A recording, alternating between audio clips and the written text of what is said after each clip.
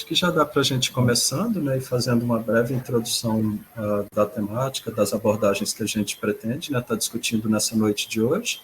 Novamente, uma boa noite a todos, especialmente aos nossos convidados que estão aqui para mais um encontro Nano e Bio, que nós temos no nosso 5º Congresso Digital de Nanobiotecnologia e Bioengenharia.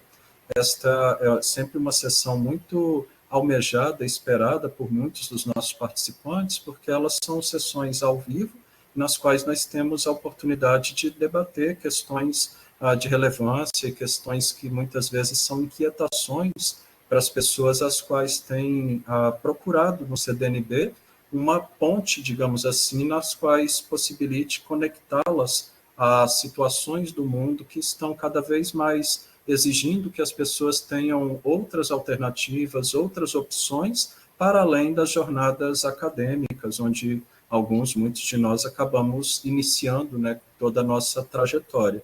E nesse sentido, a temática efetivamente dessa mesa redonda teve a lógica de tentar procurar e convidar pessoas que conseguissem trazer algumas das experiências, algumas das perspectivas, algumas até das inquietações e, por que não, das frustrações que já tiveram ao longo das suas jornadas e que podem contribuir com nossos participantes para que, quem sabe, alguns deles sintam-se mais seguros a dar o próximo passo, a acreditar na possibilidade do empreender. É claro que ele passa por uma série de desafios, passamos por uma série de atores que fazem parte desse ecossistema que a gente poderia chamar de inovação, mas é importantíssimo ver e ouvir, como eles terão a oportunidade, pessoas que trafegam nesse meio e pessoas de sucesso, pessoas que alcançaram êxito nas suas jornadas. E, nesse sentido, nós temos sempre, no âmbito deste evento, já que ele tem toda uma multidisciplinaridade, nós tivemos mais de 150 profissões diferentes, ou que declararam profissões diferentes, inscritos aqui no evento, que tem reunido 4.010 pessoas, né? Então, isso mostra um pouco da diversidade que a nanobiotecnologia e a bioengenharia acaba por congregar, e a gente vai ter a oportunidade de discutir, né, e ter as situações que, quem sabe, venham ali da nossa audiência, questões que possam agregar valor, digamos assim, não só nas discussões do CDNB, mas também, quem sabe, na vida dessas pessoas. E, nesse sentido, no momento em que eu já cumprimento antecipadamente todos os nossos membros que estão aqui atuando como convidados, eu gostaria de começar apresentando a cada um deles, para que eles também possam dar uma primeira palavrinha com vocês e contar um pouquinho deles, começando pela Bibiana Matti. Ela é graduada em odontologia e doutora pela Universidade Federal do Rio Grande do Sul. Ela tem experiência na Universidade de Michigan, e ela efetivamente também tem sido pioneira no desenvolvimento de uma tecnologia de modelos de pele equivalentes e também em abordagens de agricultura celular, que são temas muito importantes e que muitos dos nossos participantes aqui têm grande interesse. Temos pôsteres e até mesmo pitches que foram submetidos nessas temáticas. Ela é empreendedora à frente da empresa Núcleo Vitro, e líder também do desenvolvimento tecnológico da Selva Ingredientes. Muito obrigado, Bibiana, por estar aqui conosco e por agregar tudo aquilo que vem na sua bagagem para este momento de discussão e de debate que nós teremos esta noite. Boa noite, Luciano, boa noite a todos, João, Gabriel e todo mundo que está participando hoje do CDNB aqui à noite para essa discussão bem legal que a gente vai ter. Com certeza vai ser um prazer a gente conversar, trocar, dividir experiências, dividir desafios e acertos. Estou bem animada. Maravilha, muito obrigado, Bibiana. E gostaria também, né, nós já falamos na abertura, mas gostaríamos de agradecer a Núcleo Vitro mais uma vez por ser uma apoiadora do CDNB. O CDNB, como vocês sabem, é um evento gratuito, e este ano, ao invés de pensar em algo que poderia agregar e trazer benefícios para os participantes ou para a própria comissão e equipe organizadora, o nosso foco foi criar uma iniciativa chamada CDNB Solidário, e a Bibiana prontamente compreendeu o significado daquela iniciativa, e a Núcleo Vitro contribuiu com uma instituição do Rio Grande do Sul, em prol de apoiar a situação que tem sido, né, passada na região em relação às enchentes. Então, a nossa lógica foi justamente essa de convidar pessoas, empresas que efetivamente pudessem estar apoiando, e essas se tornaram automaticamente apoiadoras também do nosso CDNB. Nossa gratidão à Nucleovitro, Bibiana. E gostaria também, neste momento, de apresentar o nosso segundo convidado. A gente tem aqui conosco o Gabriel Mantovani Botós. Ele é engenheiro de produção com especialização em tecnologias laser no Instituto Fraunhofer, na Alemanha. Além disso, ele realizou cursos presenciais de gestão e empreendedorismo na Universidade de Harvard. Ele é ganhador de diversos prêmios, incluindo a medalha de conhecimento entregue pelo ministro de Desenvolvimento, Indústria e Comércio e pela Confederação Nacional das Indústrias. Ele possui especial experiência com a Deep Techs, e ele vai falar bastante dessas experiências que ele tem relacionado a este aspecto, e tendo participado da criação de diversas empresas que tiveram e têm destaque nacional em diferentes setores, incluindo indústria, software, saúde e o agronegócio. Ele fundou e assume a diretoria de operações e inovação da Vesper Biotechnologies, uma holding que é focada na criação de empresas de biotecnologia com o objetivo de solucionar os grandes desafios globais, tanto nos setores de agricultura, saúde humana, meio ambiente. Hoje, o portfólio da Vesper conta com 8 empresas, em sua grande maioria com sedes nos Estados Unidos, desenvolvendo tecnologias de edição genômica, terapias de RNA, vírus oncolíticos, vacinas de mRNA, micro-organismos, terapias celulares e, dentre outras, ferramentas, estratégias, abordagens, produtos e processos. Todos eles liderados por pesquisadores, né, brasileiros e com formação em algumas das melhores universidades do mundo. Nós agradecemos, Gabriel, por ter tão prontamente, né, aceito o convite quando nós o contatamos e por estar aqui conosco neste momento. Eu fico honrado com o convite. É sempre um grande aprendizado estar próximo de pessoas como as que aqui eu vejo, e para mim é uma alegria poder participar e estar aprendendo, contribuindo de alguma forma. Espero poder contribuir com algumas experiências que eu tive ao longo da minha carreira aqui, da minha vida. Com certeza, Gabriel, vai contribuir bastante, né? Nós temos aqui certamente pessoas que trafegam em áreas nas quais você tem experiência, as empresas às quais você ajuda a construir certamente tem relação, né, com temáticas diretamente ligadas ao CDNB, então certamente muitos dos aqui presentes irão desfrutar de momentos muito engrandecedores e de crescimento junto a você e os demais membros que estão aqui com a gente nessa mesa. Passarei agora a apresentar o Dr. João Paulo. O Dr. João Paulo, ele... só um instante, resolvendo uma questão técnica que surgiu. Pronto. O Dr. João Paulo Figueiredo Longo, ele possui um mestrado em Patologia Molecular e também doutorado em Biologia Animal pela Universidade de Brasília. Atualmente ele é professor associado na Universidade de Brasília, atuando nas áreas de nanobiotecnologia e nanomedicina. Os principais projetos de pesquisa que ele tem desenvolvido estão relacionados à investigação dos efeitos de nanomateriais sobre sistemas biológicos em diferentes níveis de complexidade. Como gestor, ele já atuou na função de coordenador do curso de pós-graduação, mestrado e doutorado em nanociência e nanobiotecnologia, e ele também é o fundador da startup Glia Innovation, que é uma empresa com foco no desenvolvimento e produção de matérias-primas inteligentes voltadas para as indústrias das ciências da vida. Ele também participou já do desenvolvimento de alguns produtos em colaborações com a empresa. Muito obrigado, João Paulo, e é sempre importante, né, num momento como este, termos um membro que está na academia, mas que também realiza o empreendedorismo, e a gente muito agradece. Obrigado, Luciano. Luciano é um amigo de longa data aí. A Bibiana também, já conhece há bastante tempo, Gabriel. Então, é um prazer aí poder estar trocando ideia aí sobre esse assunto, que hoje na verdade é o assunto que mais me motiva aí, fazer essa... O pessoal chama, né, na Suíça, o pessoal chama de Science Entrepreneur, né, que seria o empreendedor baseado em ciência, né. que é um desafio, na realidade, quando o pessoal reclama do Brasil, fala assim, olha, o pessoal lá na Suíça, no MIT, tem uns desafios semelhantes aos que a gente tem aqui, né? A translação da ciência para a inovação é um processo não muito menos linear do que o empreendedorismo tradicional e envolve algumas dificuldades típicas, né?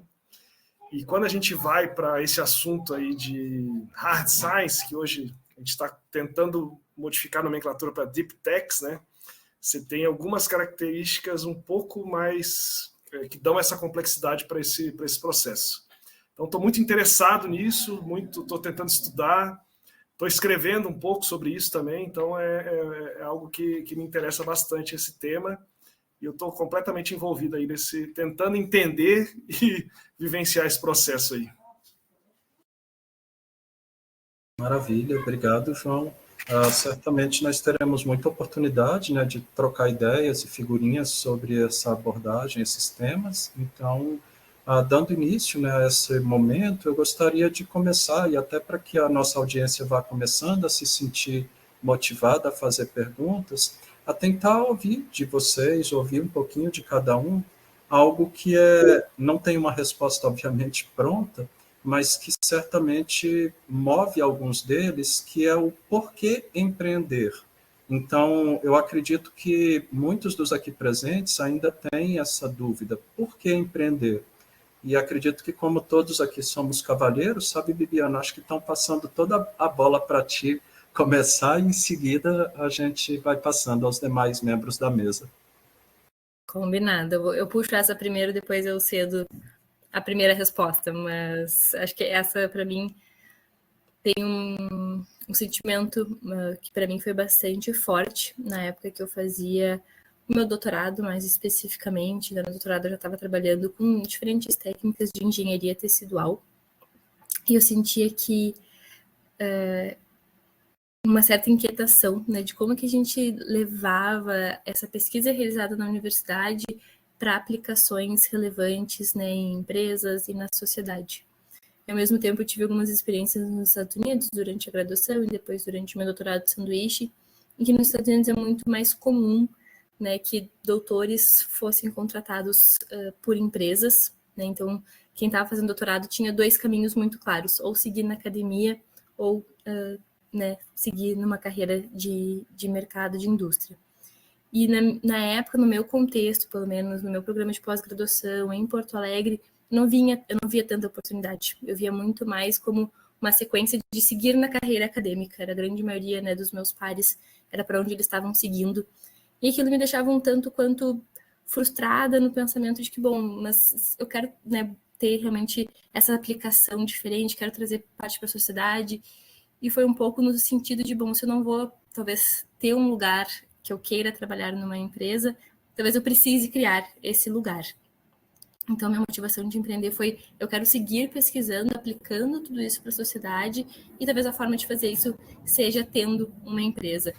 Talvez isso tenha tido um pouco ali da ingenuidade, de não saber todos os desafios de empreender, mas eu acho que isso protege e ajuda a gente a começar, né? Então, realmente, foi com um pouco desse sentimento que eu entendi que tinha. E a primeira pergunta, né, quando a gente quer começar um negócio, ok, qual problema, né, a gente vai realmente resolver, ou para quem que essa solução faz sentido, para que essa inovação faz sentido. E nessa época, Luciano, se falava muito sobre metodologias alternativas aos testes em animais, principalmente em produtos cosméticos, em produtos para a saúde, e como eu já vinha trabalhando com reconstrução de tecidos, a gente tinha, né, ali as capacidades de desenvolver uma pele equivalente para fazer esses testes de produtos. Então, o início da minha trajetória empreendedora foi, né, oferecendo um modelo de pele equivalente, né, diferente, né, de estudos que já tinham no mercado, para produtos, principalmente cosméticos e produtos para a saúde. Então, eu utilizei de tudo que eu tinha desenvolvido durante anos de pesquisa acadêmica para trazer essa aplicação. Sensacional, Bibiana. E é justamente isso, né? Muitas vezes a carência de alguma solução, digamos, no mercado, pode ser justamente a oportunidade que alguém pode identificar, e quando se alinha aquilo que já vem sendo caminhado, né, do ponto de vista acadêmico, com o que pode se tornar aplicado no setor produtivo, e eu particularmente não costumo ver dissociação entre a básica e a aplicada, eu acho que elas cada vez mais estão fundidas na realidade, né? Então é fundamental ver, né, que experiência de alguém que pode estar aqui conosco hoje cursando um mestrado ou um doutorado, daqui a pouco possa ver aquilo que acredita, que sonha, que está ali passando 2, 4 anos desenvolvendo, se torne um produto no mercado, né? Muito bacana esse seu depoimento, essas suas colocações de como que você encontrou esse do porquê, né, realizar o empreendedorismo, buscar esse sonho, e que efetivamente o quanto você estava num ambiente que às vezes propicia que isso aconteça. Sabemos dos desafios no Brasil e que não necessariamente a aproximação academia-indústria que é tal qual em outros países, como nos Estados Unidos, mas que cada vez mais a gente tem que criar meios, né, e mecanismos para que isso se torne real e viável possível. E para ti, Gabriel, como é que foi essa situação? Como é que despertou-se essa por que empreender para você? Bom, vocês estão me escutando, né? Bom, eu comecei a empreender há muitos anos atrás, tá, pessoal? Eu comecei a empreender quando eu tinha 22 anos, eu estava no início da faculdade de engenharia, tá? E eu tenho um irmão gêmeo chamado Rafael, e nós ambos, a gente sempre pensou em criar negócio, quando a gente, antes de entrar na faculdade. Então, sempre foi quase que um instinto nosso, assim. E um dia, claro, quando começaram a fazer esse tipo de pergunta para a gente começou a se questionar, e talvez a resposta que naquela época, e ainda obviamente funciona até hoje, mas que aquelas que a gente encontrou foi a seguinte, é que muita gente tem um pouco da mentalidade de esperar as coisas acontecerem, né? Às vezes eles querem a mudança, mas eles esperam que alguém faça por elas. E eu e o meu irmão, aqui me coloco ele junto, a gente sempre teve esse estímulo, esse instinto, esse desejo de nós sermos agentes de mudança, nós fazermos acontecer. A gente tinha literalmente esse mantra, né?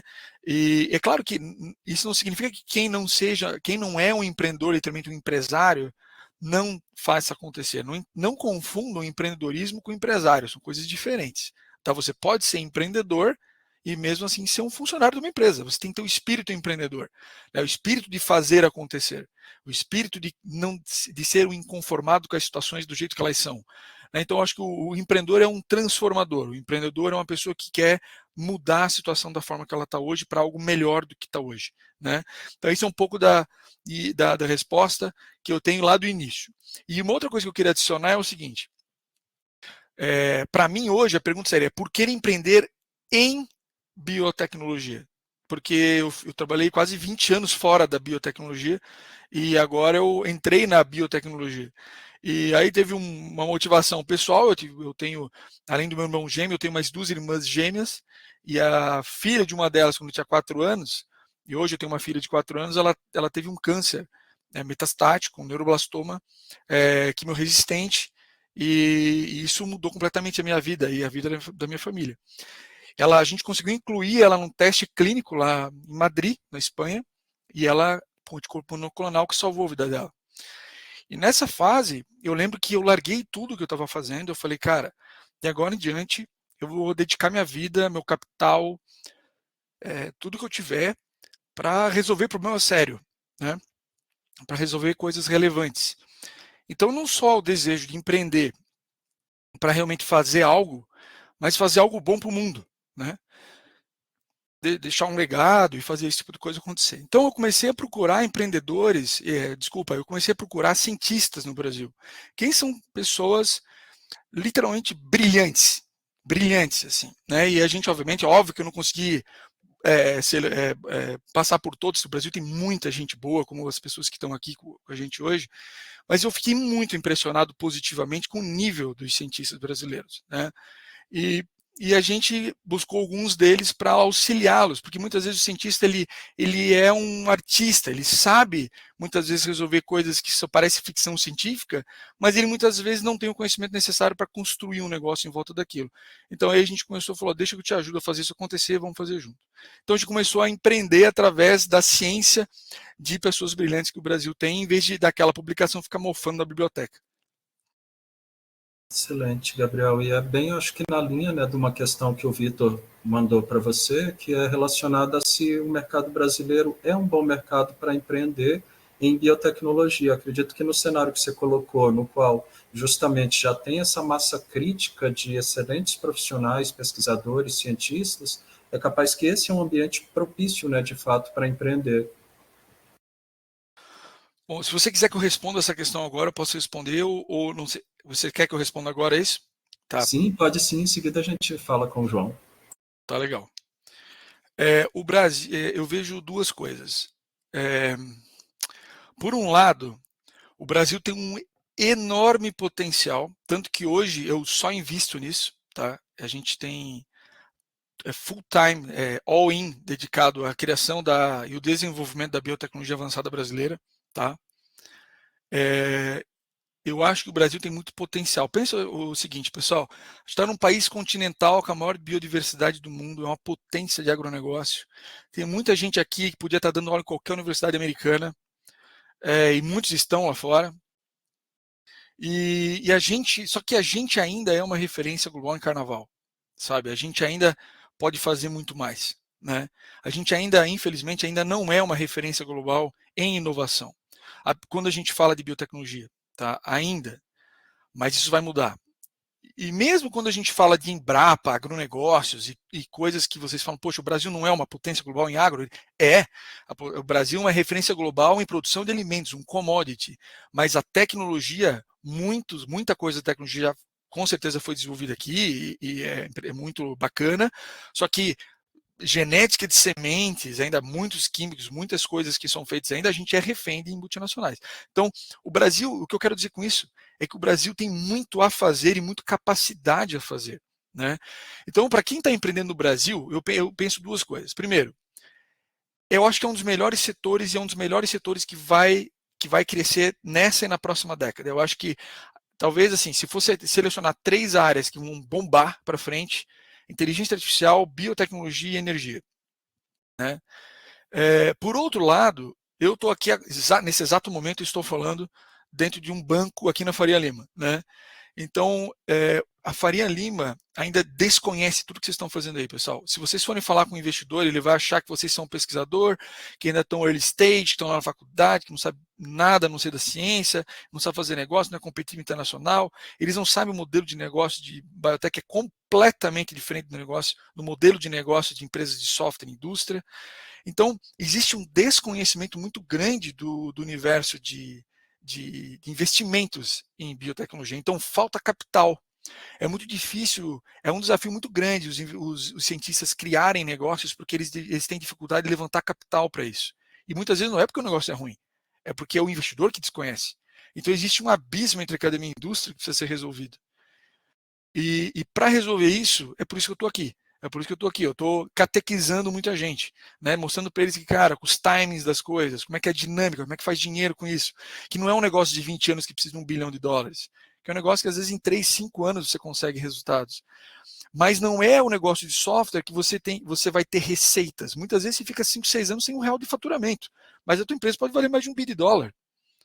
Então, assim, aqui eu estou falando de deep biotechs, tá? O que é o meu universo, tá? Então, resumindo, eu acho que tem um excelente potencial e oportunidade, mas num cenário ainda muito inóspito de captação de investimentos. Então, é um desafio que tem que ser superado, e eu acho que quem vai fazer isso são as pessoas que estão hoje aqui, né?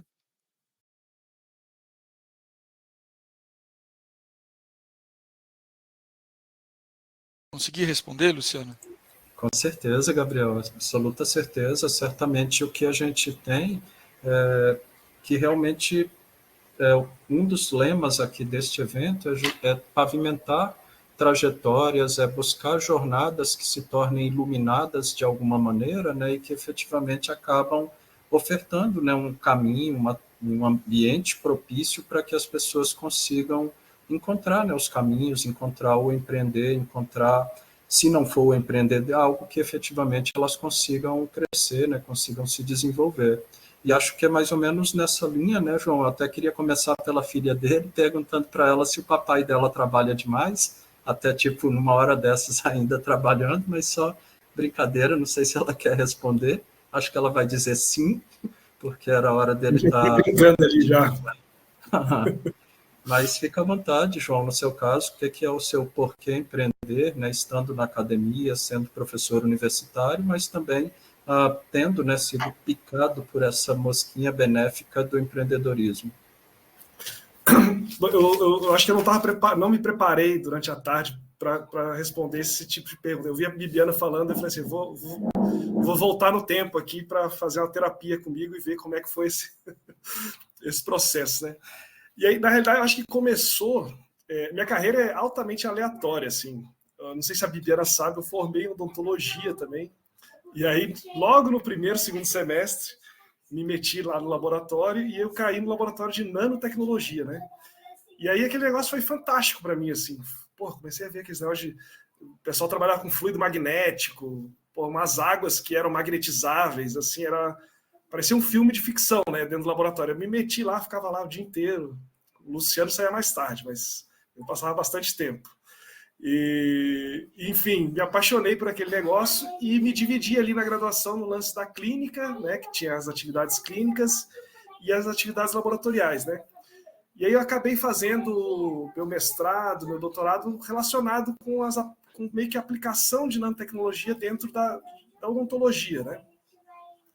E eu comecei a observar assim, poxa, tecnologia é uma coisa que facilita a vida de quem está com um problema ali na frente, né? Que a clínica e o laboratório eram dois ambientes muito distintos, né? A clínica ali, pô, o cara chegava com dor, com problema real pra caramba, assim, um dos maiores problemas do ser humano ali e tal, com dor relevante, e você, com uma tecnologia, você tirava aquela dor, assim. Então era um poder muito grande, né? Você fazer uma pulpectomia, não sei se você removia a dor de um canal e tal, e isso aí era fantástico para mim. E no laboratório eu tinha a oportunidade de ver como que aquelas coisas eram criadas, né? Estava começando a entender a lógica de como que tecnologias eram criadas ali, né? E aí comecei meio que esse sonho nesse aspecto. Eu falei, poxa, eu estou aprendendo a desenvolver tecnologia, eu sei onde tem o problema, então vou ver se eu consigo ajudar ali alguma coisa. E eu tive uma primeira iniciativa empreendedora na época do meu doutorado, lá em 2009. Aí montei uma empresa, etc., que acabou não sendo bem sucedida, ela acabou não se desenvolvendo à época, uma série de motivos, né?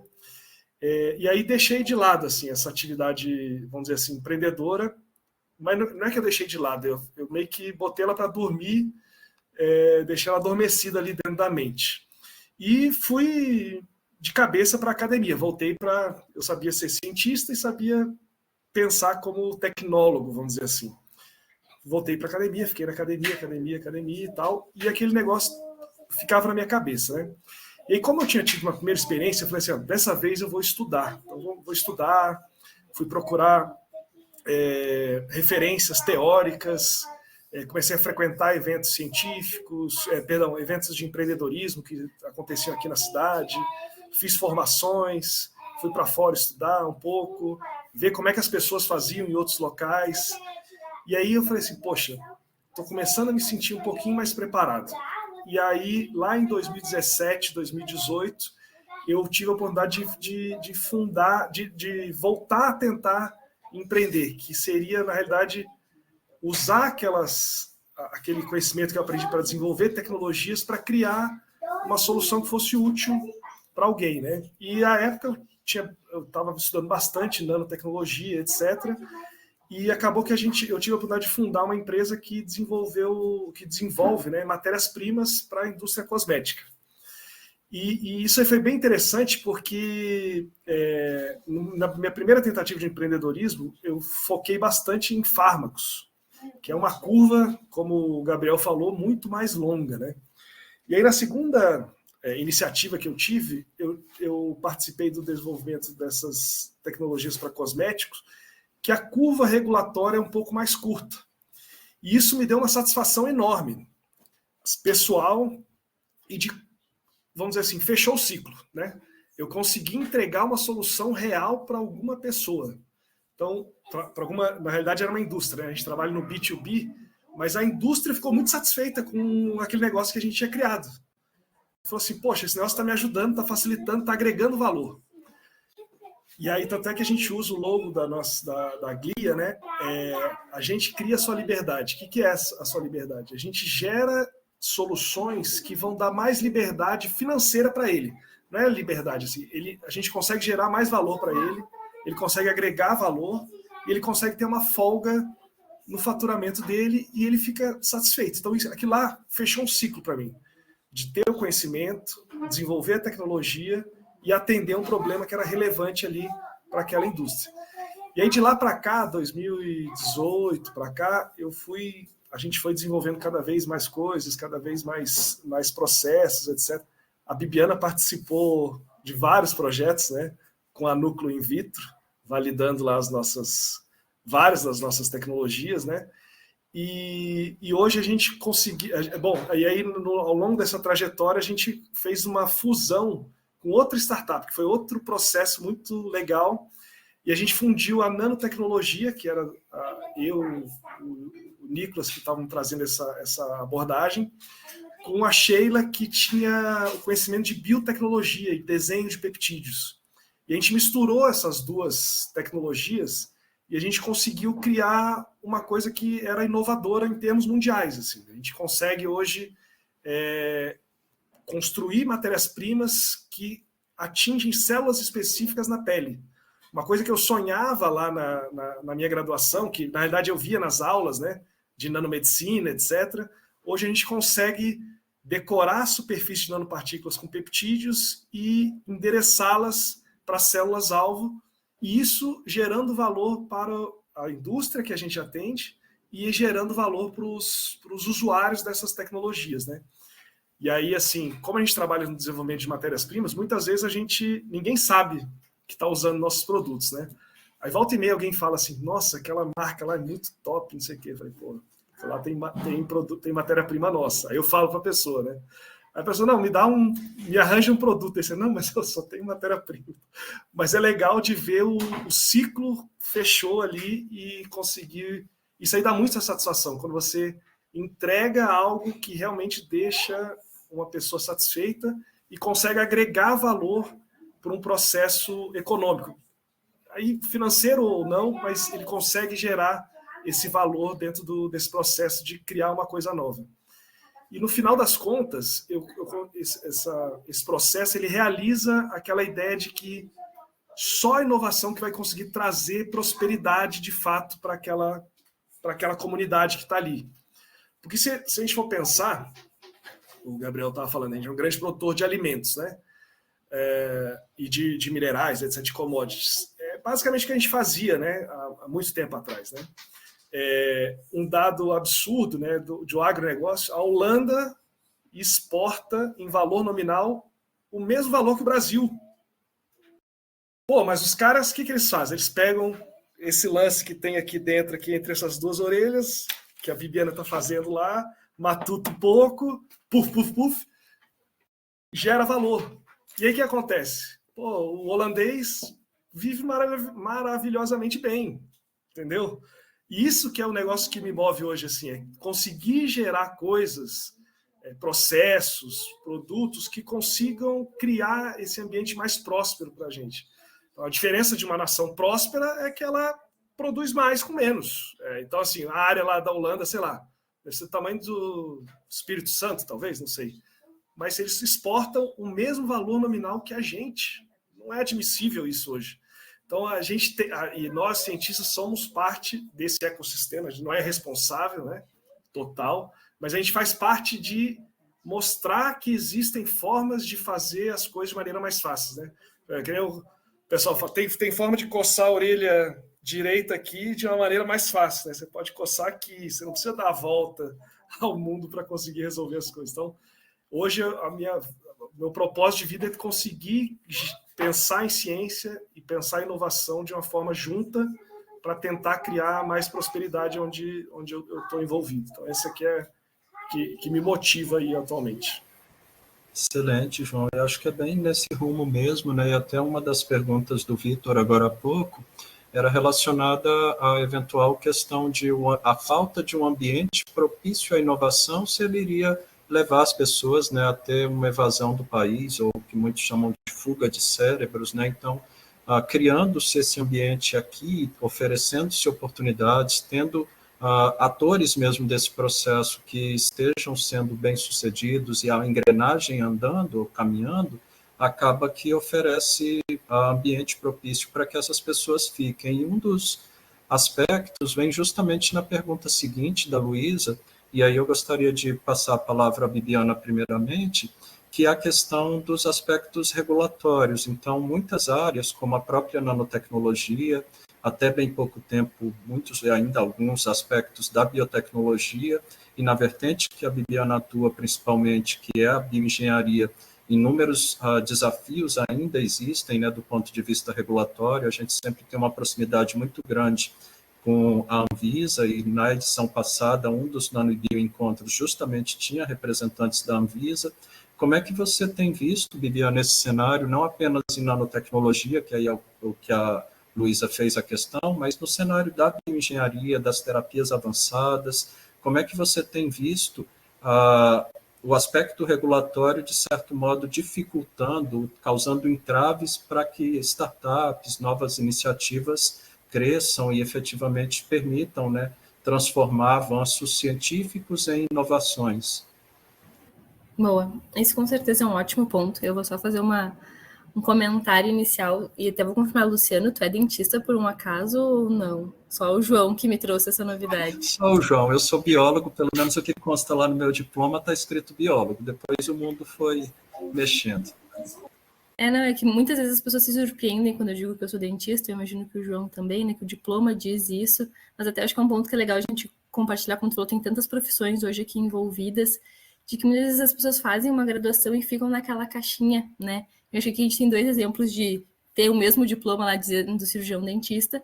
Nenhum de nós fomos para o caminho tradicional, né, da clínica odontológica, e fomos para caminhos totalmente diversos de pesquisa, assim. Então acho que esse é um ponto também de motivação, né, de que a gente pode fazer diferentes caminhos, né? O próprio Gabriel trouxe numa trajetória também nada convencional, mas de super sucesso, né? De que a gente tem que seguir o que a gente acredita e ir estudando, se dedicando às coisas que realmente se desenvolvem. E essa parte eu acredito que conversa com a parte da regulamentação. Não tenho dúvidas que o ambiente regulatório pode acelerar ou dificultar inovações dentro de países. Eu vou trazer o exemplo da agricultura celular, que é onde a gente vem, onde eu venho atuando, principalmente no desenvolvimento de tecnologias, né, a partir da biotecnologia para produzir alimentos. Né, no caso da selva, a gente trabalha com o desenvolvimento da gordura cultivada, então como que tu produz uma gordura a partir de células suínas. E quando a gente olha o aspecto regulatório internacional, né, a gente teve como primeiro país aprovando um produto de agricultura celular, né, de cultivo celular, Singapura, que é um país, né, de pequeníssimo território, então eles têm um olhar estratégico de querer trazer esse tipo de produção para dentro do seu país, mas isso levou a um grande volume de investimentos e diversas empresas irem para Singapura, porque tinha, né, essa abertura já regulatória. Então, com certeza, a gente tem que ter essa clareza, né, de que sim, a malha regulatória ela é importante. Mas isso também não deve ser motivo de nos frear, né? Isso também tem que ser um motivo muito mais de tu entender, assim como existem dificuldades técnicas, vão existir desafios regulatórios, existem formas, né, de tu já ir buscando, né, qual que é o melhor caminho, buscando conversas com a Anvisa. Ela tem, né, ferramentas de consultas públicas que tu consegue fazer esse tipo de entendimento. E com benefícios, e até vou trazer um exemplo positivo, né? A nossa Anvisa publicou em dezembro do ano passado a RDC de novos ingredientes, em que ela já traz ali uma lista de possibilidades de novos ingredientes alimentícios que podem ser aprovados no Brasil, que traz a inclusão de alimentos de origem de cultivo de células. Então, é uma baita reforço, né, mostrando que o Brasil tem um olhar de inovação também dentro das suas agências regulatórias, e nessa RDC já tem quais são os requisitos necessários para uma empresa que quer lançar um ingrediente de cultivo de células, o que ela tem que fazer para demonstrar essa segurança alimentar. Então, a gente já tem, né, o que ela precisa, a gente está justamente buscando trazer todas essas evidências de segurança para fazer a nossa submissão e aprovação de um ingrediente. Então, eu acho que a gente tem que ter essa clareza entre o que é o mapa da mina, né, o que a gente tem que mapear e executar do ponto de vista regulatório, assim como a gente faz do ponto de vista técnico, né, eu acho que de uma forma muito mais natural, mas espelhando isso na parte regulatória. Eu acho que você tocou num ponto bastante importante mesmo, Bibiana, que é a questão do diálogo, né?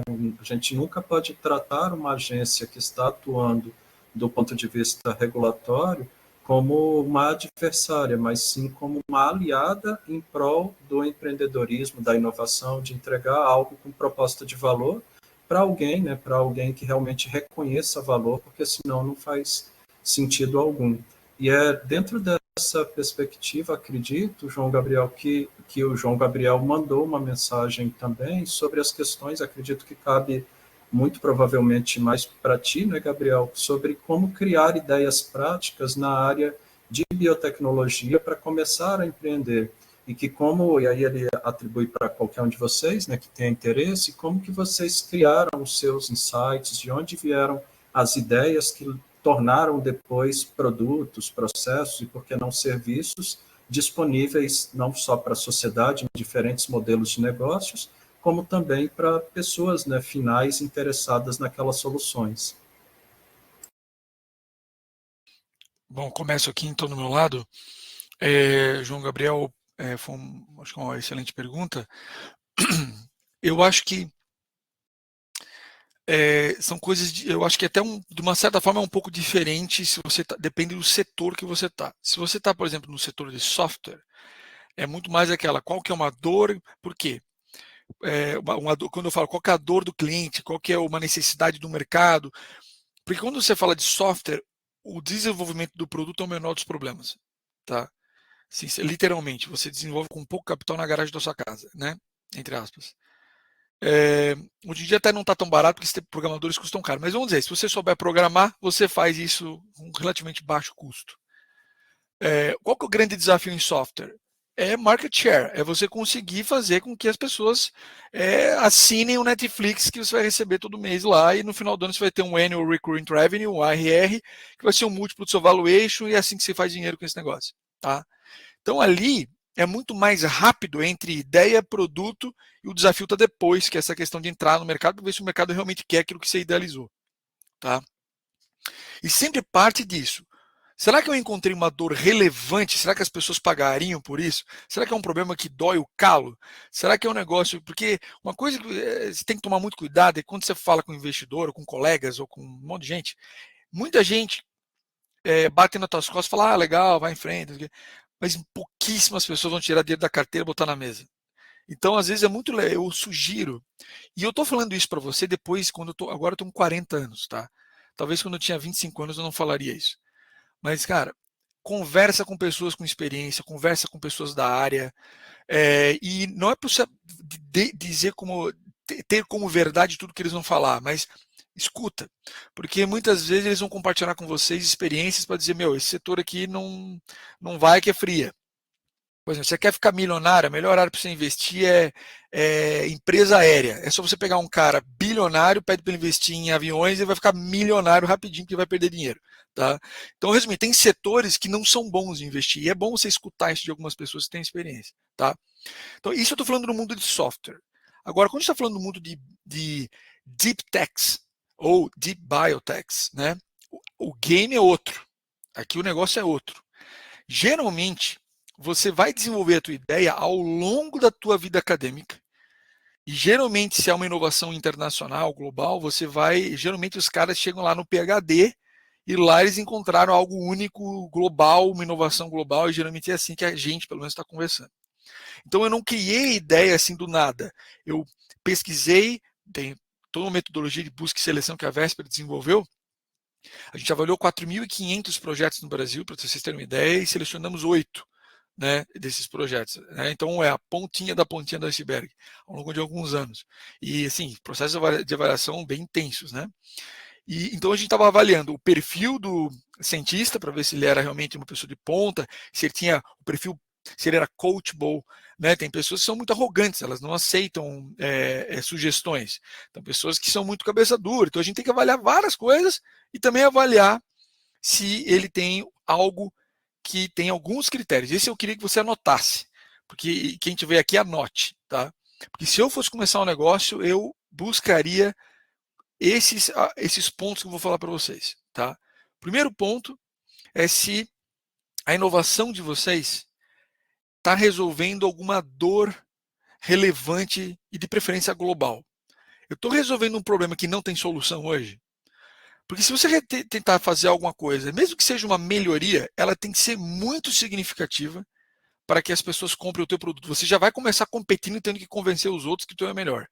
Se você conseguir criar algo único, e é claro que é difícil, eu sei disso, mas busquem isso. E uma coisa, só um parênteses aqui.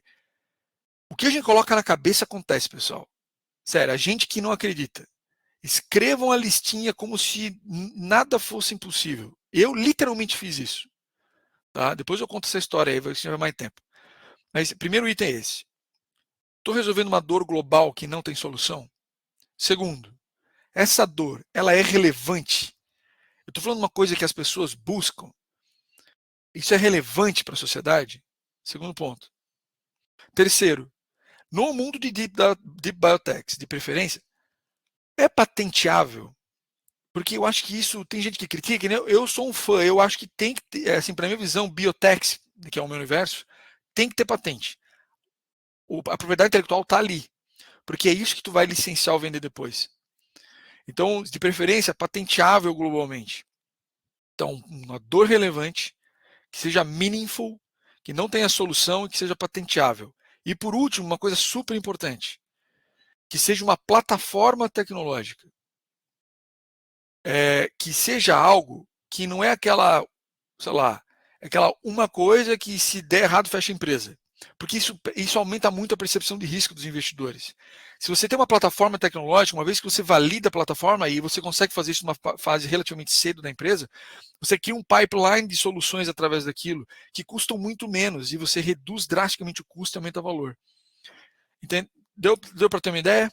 E que, por você provavelmente ser um cientista de ponta, ou você juntar pessoas de ponta, resolver um problema global que não tem solução, que é patenteável, que é uma plataforma tecnológica, se você fizer isso, você provavelmente tem uma empresa de mais de $1 bilhão. Só que você tem que fazer isso agora acontecer. Isso ainda é virtual.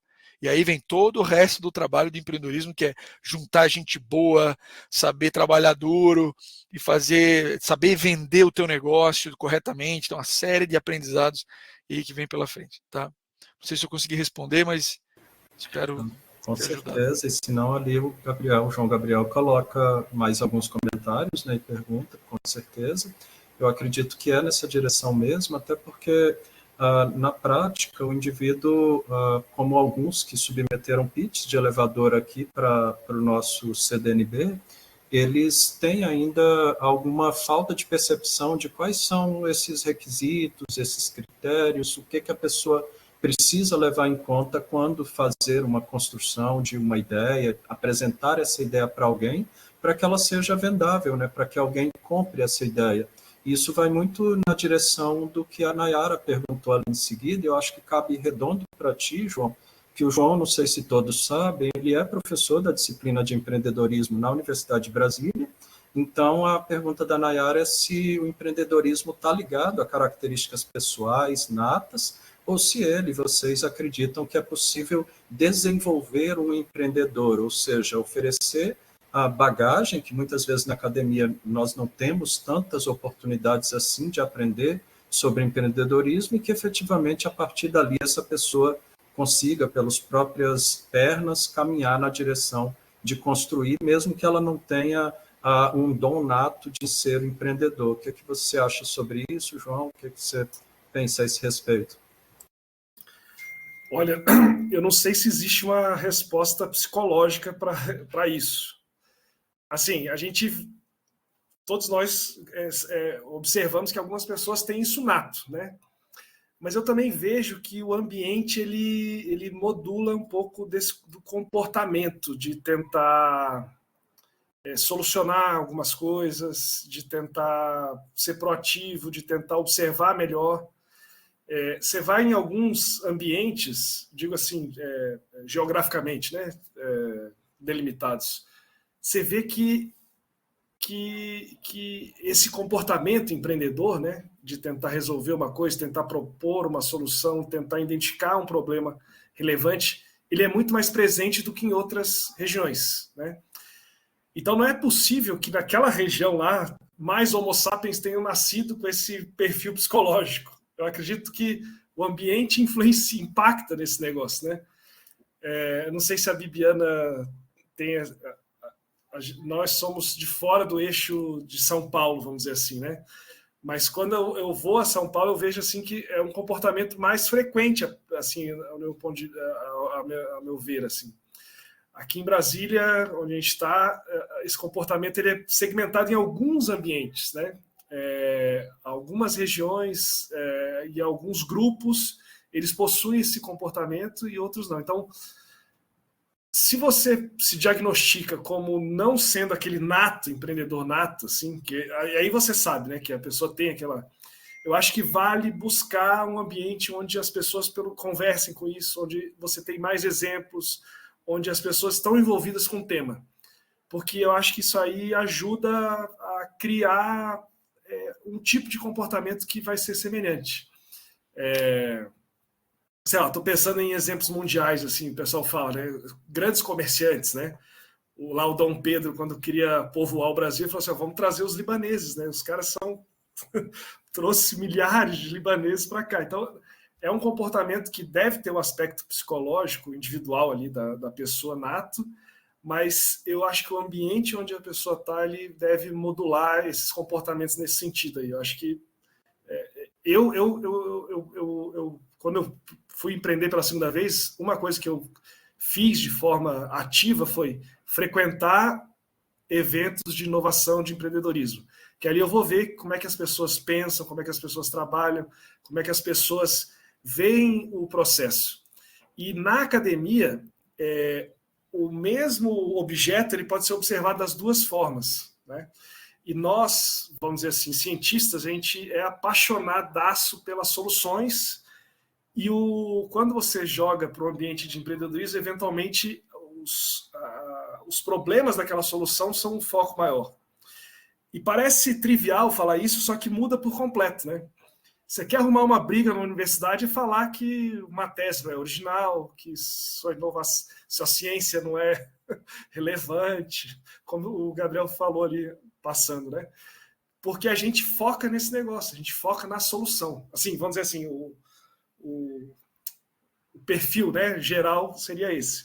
Então, acho que sair do ambiente puramente científico e tentar frequentar os ambientes onde o pessoal pensa de uma outra maneira, especificamente com essas conversas, com esse bate-papo empreendedor, é uma forma de você desenvolver esse aspecto, mesmo que você não tenha isso nato. Eu, particularmente, não tinha essa habilidade, esse comportamento nato. Eu estou tentando desenvolver isso ao longo da minha trajetória.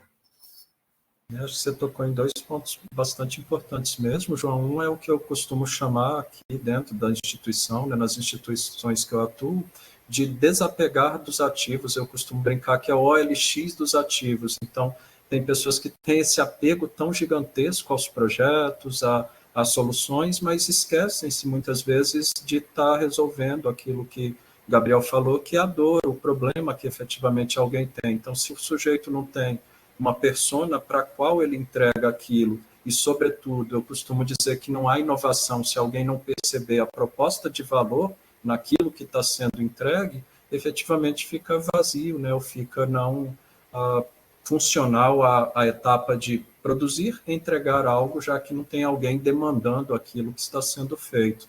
E o outro ponto que você tocou, e acho que vai muito em direção à pergunta seguinte, da Lívia, é em relação ao ambiente. E aí eu passaria para ti, Bibiana, essa pergunta, porque o ambiente, talvez, que tanto você quanto o João tiveram a formação acadêmica, ele possivelmente não era um ambiente tão propício ao empreendedorismo nesse molde que a gente está conversando aqui. Tem outros tipos, obviamente, de empreendedorismo que a formação, né, original de vocês, a formação acadêmica de vocês iria estar indo bem nessa direção. E aí a Lívia comenta se na área da saúde, ou ela acredita que na área da saúde seria um pouco mais difícil de empreender, pois esbarra, né, nesses aspectos regulatórios que vão de encontro ao que o João falou no início, das primeiras iniciativas dele voltadas mais para a área de medicina e tal. Ele foi na direção dos cosméticos para ver isso materializar, né, de modo mais célere. E como é que você vê essa perspectiva? Você acha que nessa direção que a Lívia comentou, é isso mesmo? Ou se não é mais difícil? O que você pensa a esse respeito? Boa. Sobre essa parte, né, qual área selecionar, certamente vou entender como saúde a parte de terapias humanas, né, a parte farmacêutica, ela realmente vai ter um nível regulatório bem mais complexo do que para outras áreas ainda da saúde, mas que não sejam tão invasivas, né? O que eu estou querendo comparar aqui? Como o próprio João comentou antes, tu trabalhar com aplicações cosméticas, o nível de segurança que tu precisa comprovar, ele é necessário, mas ele é menos complexo do que uma injeção, né, intravenosa, por exemplo, ou algo que tu vem utilizar como uma rota farmacêutica. Então, aqui tu certamente, né, tem exigências regulatórias diferentes e, por isso, gera maiores dificuldades. Mas isso eu volto no ponto que a gente discutia anteriormente. A gente tem que entender desses desafios regulatórios na área que a gente né, tem a intenção de empreender para tomar a decisão. Né? E antes a gente estava comentando quais são os fatores para escolher qual que é a melhor ideia. Né? Acho que o Gabriel trouxe pontos super relevantes. E no final do dia é esse quebra-cabeça, né, entre quais habilidades que a gente tem de conhecimento de uma tecnologia, né, ou de um segmento em específico, qual que é a necessidade de mercado, qual que é a inovação e qual também, né, é esse ambiente regulatório que eu estou disposto a enfrentar. Então, sim, eu realmente acredito que tem áreas, né, principalmente terapias humanas, vão ser mais complexas de um ponto de vista regulatório. Só que, ao mesmo tempo, quando é algo extremamente inovador que resolve problemas de saúde extremamente impactantes e sérios, como a grande maioria tu tem, né, um impacto ainda maior. Então, tem que ter esse balanceamento, né, entre o conhecimento que tu, né, busca gerar, o tipo de dor, mas levando em consideração os desafios técnicos, os desafios regulatórios, os desafios do próprio ambiente, né, de empreender, de conseguir trazer recurso para esses desenvolvimentos, qual vai ser a origem desse recurso, vai ser a partir, né, de recursos de pesquisa públicos, vão ser recursos privados. Então, eu diria que é realmente um quebra-cabeça que a gente vai precisando montar para ter essa ideia, né, cada vez mais clara e assertiva de qual seria um bom caminho a se seguir. E é bem nessa direção de não ter exatamente um caminho perfeito, né? Até porque se tivesse, a gente provavelmente não iria ter muito mais o que fazer, né? Ele já estaria traçado, todo mundo seguiria aquele livrinho, digamos assim, de cabeceira e daria bom.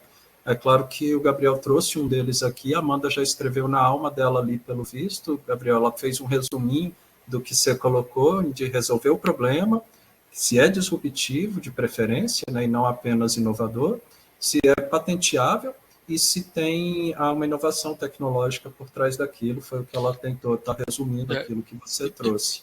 E dá para adicionar ali o que eu mencionei, se ela é relevante ou não. Muitas vezes você quer uma inovação para resolver um problema que ninguém está interessado em resolver, ou ninguém paga por isso. Então tem que ser relevante para as pessoas. E eu acho que assim, adicionando aqui, na área de saúde, na área de agronegócio, na área de nas deep techs, É muito fácil achar isso, porque tem muito problema para resolver que não tem solução hoje, pessoal. Tem 9 mil doenças que não tem tratamento, o agronegócio brasileiro ainda tem muita coisa para fazer. Então tem muito desafio ainda que ainda não estão esperando alguém para resolver, tá? Com certeza, e vários aqui estão comentando, né? A Thalita falou que os insights que vocês estão oferecendo são perfeitos. João Gabriel agradeceu aquela resposta que o Gabriel enviou para ele.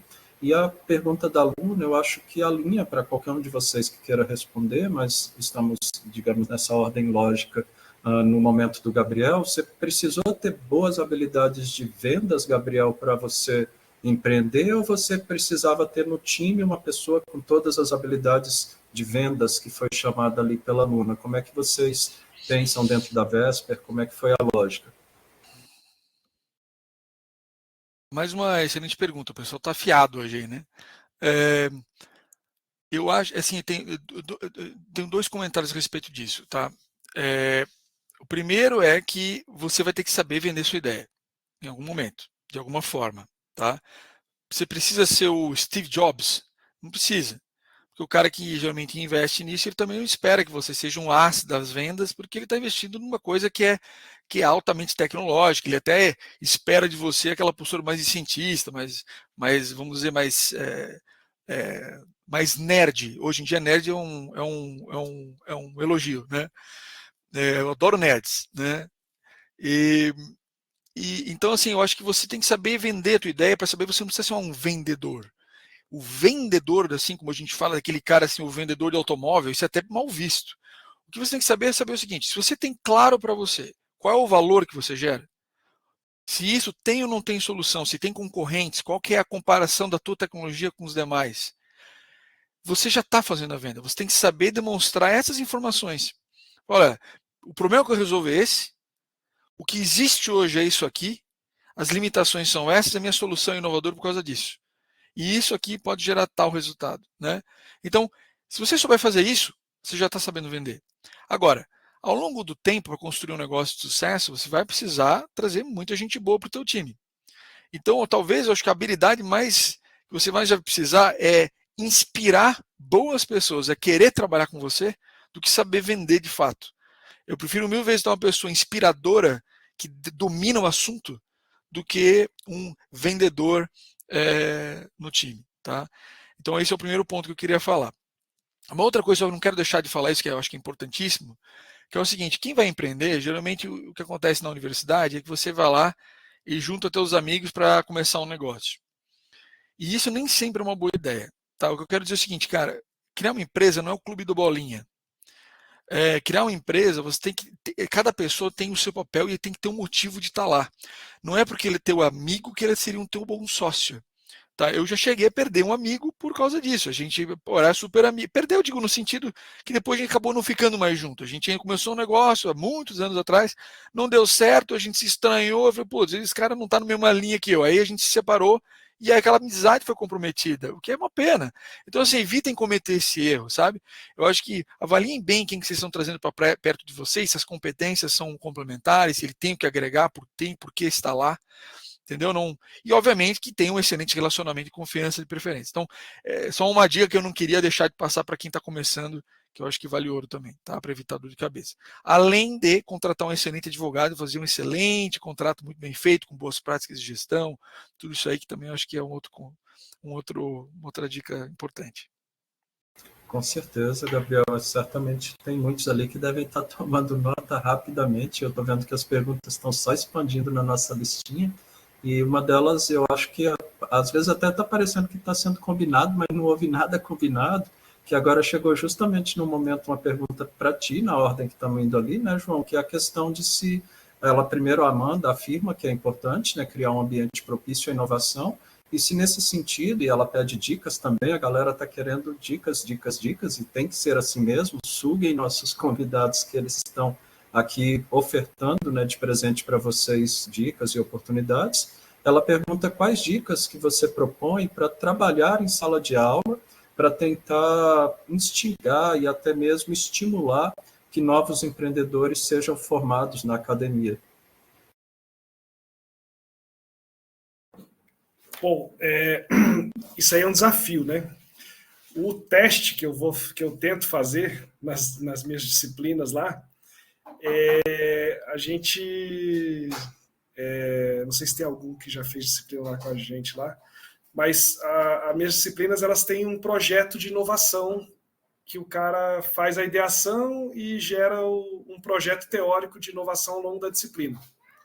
Então, na disciplina de nanociência e nanobiotecnologia lá que a gente tem, esse semestre, particularmente, eles estão analisando uma patente de nanobiotecnologia e, a partir daquela patente, eles vão ter que criar uma empresa teórica com um produto e serviço baseado naquela patente. Isso é um exercício teórico, laboratorial, dentro da disciplina, para ele pensar daquela forma, dele tirar a tecnologia para um problema, trazer a tecnologia para resolver um problema. Que quando você lê ali um artigo científico ou uma patente técnica, né, você vai estar muito focado ali nas soluções. E eu tento trazer essa forma de tentar mostrar para o cara que ele tem que olhar a solução sendo útil para alguma coisa. É mais ou menos isso que eu tento fazer. Então, nas duas disciplinas que eu trabalho hoje, é isso que a gente faz. Primeiro dia de aula, começa lá e tal, já forma os grupos, aí fala assim, vamos fazer o processo de ideação. Aí demora umas 2, 3 semanas. Na segunda semana, fizeram? Não. Como é um assunto que não é tão comumente tratado na academia, até essa forma de pensar, ela tem que ser introjetada aos poucos.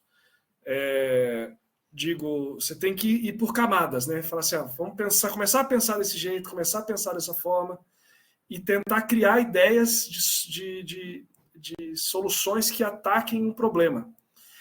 E você pensar dessa forma aí, dali a pouco vão surgir boas ideias, que você vai lapidando, você vai quebrando as suas ideias e vai fazendo, né? E aí uma das coisas que funciona legal, que esse semestre até funcionou melhor, mas teve um semestre só para contextualizar. Tem uma etapa lá que a gente fala aqui que é MVP, né? Aí eu pego o que eles escreveram de MVP e distribuo são grupos e distribuo para os outros grupos criticarem os MVPs dos outros, né? E aí ele quebra aquela confusão, né? Na primeira vez que eu fiz isso aí, eu botei os nomes, aí eu falei, putz, não vou botar o nome que o cara já começava, né? O trabalho do Gabriel aqui é uma porcaria, não sei o quê, não vou gostar. Agora eu tirei os nomes, só que a galera se identifica. Porque o cara começa a falar do projeto lá dele, sei lá, cera de abelha, não sei de onde. Aí o cara já se levanta, não acho que é assim. Eu falei, putz, é aquele ali o autor, né, do negócio. Então, é isso que a gente tenta fazer, é uma tentativa de tentar introjetar essa forma de pensamento de inovação, que eu acho que é um primeiro passo para o empreendedorismo, né? Assim, um dos pilares para você depois pensar em atividade empreendedora, que na academia a gente trabalha ciência, trabalha tecnologia, e algo novo que gere valor, que é a inovação, nem sempre é trabalhado. Essa geração de valor nem sempre é trabalhada. Então, eu tento mostrar como pensar em inovação, que é um dos pilares para depois você ter essa habilidade, essa competência empreendedora. Assim, eu vejo dessa forma. Mas eu acho que é de camada a camada, sabe? E é um tema que na academia, por exemplo, na minha graduação, nunca ninguém me falou nada sobre isso. Nunca. Na realidade, era proibido. Na UNB, era proibido falar sobre isso. E a partir de 2016 deixou de ser proibido com os marcos legais, né? Então hoje a gente está num ambiente de neutralidade, tipo, fala, não fala, beleza. Então acho que a gente tem que virar a chave em direção ao estímulo, né? Fazer um processo ali catalítico ali para ir para o ambiente estimulante de pensar inovação e empreendedorismo. Excelente, João. E é justamente nessa direção, inclusive, já te passo a palavra, Gabriel, que eu acho que você consegue conduzir bem essa próxima questão nessa lógica que o João está colocando, que é a questão da lei da inovação, né? Que muitos de nós acaba, enquanto pensando em empreender, e alguns dos aqui presentes na sala têm talvez essa perspectiva, eles têm o receio de que ter uma parte do todo seria ruim e gostariam de ter o todo, e que muitas vezes eu falo na lata de nada. E aí é nessa lógica que muitos acabamos pensando, e essa é a dúvida que a Lívia tem, que ela está falando sobre, geralmente, as pesquisas ocorrem, né, nas universidades, centros de pesquisa, e que na preocupação dela é o fato da titular ficar ou acabar sendo sempre a universidade, onde não necessariamente é nessa direção totalmente, sabe, Lívia? Você tem realmente um titular de um evento, que geralmente é uma pessoa jurídica, uma instituição, uma universidade, e você tem, obviamente, os inventores relacionados a ela, e nossa lei da inovação prevê esses aspectos, mas entendo, assim como nossos membros todos, o que você está falando no sentido de, e aí, como é que faz quando tem esse dono da coisa, que muitas vezes não quer deixar o caminho livre para que se empreenda? Como é que vocês pensam nessa direção e considerando essa pegada que o João falou de produto mínimo viável, né, dos MVPs, e que às vezes é desafiante alguém ser criticado e que no empreendedorismo é tão importante essa crítica para que se cresça? E eu passo a palavra para o Gabriel, que ele tinha pedido, né, e também para ele tentar ir conjecturando essas questões que estão sendo inquietações de alguns dos nossos participantes. Ok, na verdade eu levantei a mão só para fazer um comentário até quase que cômico assim, sobre o que o João falou, né? Porque tem uma universidade, se não me engano, eu não lembro qual exatamente, mas se eu não me engano era a Universidade de Michigan, tá, nos Estados Unidos, que aí desenvolveu o empreendedorismo vários anos atrás, e aquilo avançou muito, não sei o quê, e aí eles perguntaram, tá, como é que isso nasceu aqui, né? E aí eles falaram, você quer saber a verdade? Ele falou, sim, é que aparecia um professor com uma Ferrari, né? E foi mais ou menos assim. Aí todo mundo falou, né, que está acontecendo? Aí começou todo mundo a querer empreender também, né? Quando eu tive um sócio que era professor da Universidade Federal de Santa Catarina, quando ele tirou o primeiro milhão dele lá, todo professor queria ser empreendedor, né? Então, acontece isso. Por isso que a gente fala que empreendedorismo ele é meio com um vírus, assim. Porque quando você começa a pensar dessa forma de achar soluções, e isso gera prosperidade. É a consequência de você trabalhar duro, se unir com a gente, pessoas boas, se aconselhar, aprender, errar, levantar. A consequência é prosperidade. E quem que não quer prosperidade? Isso é bem-vindo ao mundo, né? É o que a gente precisa no mundo, inclusive. Prosperidade tira as pessoas da miséria, gera solução para as pessoas. E eu acho que o empreendedorismo é a melhor forma de você levar soluções da academia para a indústria, sabe? É a forma mais eficiente que inventaram de levar soluções para a sociedade, né? De você transformar a vida das pessoas através da inovação.